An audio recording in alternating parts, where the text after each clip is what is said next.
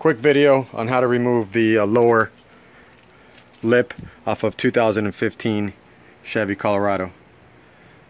There's videos out there that are quite extensive. You got to take off the whole fascia and then remove the lip off the fascia, then reinstall the fascia.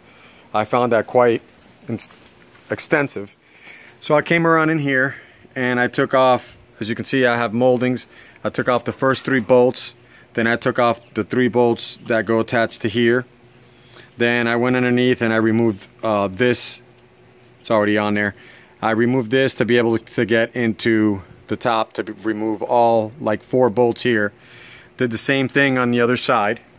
And then once those first 3 that you see there, those first 3 were off on either side, this became very flexible.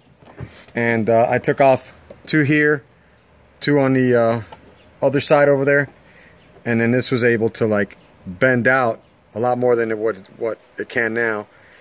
And I got underneath and took these 4, actually these 5 out, and that was it. Reassembled the 2 sides, which were, I don't know, 6-7 bolts plus the 3 to the brace in there, and voila, got this thing off. As you can see, this is where it tore off right there, 1 and 2, you know.